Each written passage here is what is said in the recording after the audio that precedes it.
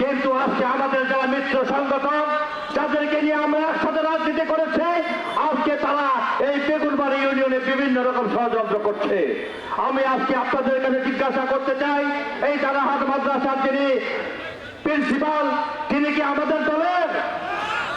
তিনি জামাতে ইসলামের একজন মানুষ। তার নিয়োগ হয়েছে আওয়ামী লীগের আমলে।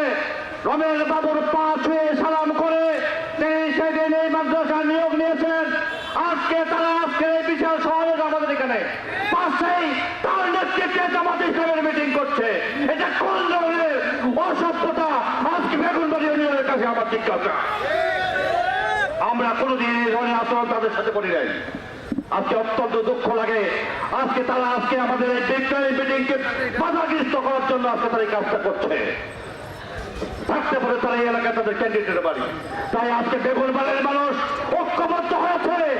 এই ঠাকুরগাঁয়ের মানুষ মিথ্যা মন্দিরকে এতটাই ভালোবাসে যে গোটা ঠাকুরগাঁয়ের মানুষ এবার প্রমাণ করবে, বাংলাদেশে ইতিহাস তৈরি করবে যে এবারকার আমরা কে জামাত, কে চরমনাই, কে হেফাজত, কে বিএনপি, এই ভেদাভেদ নাই।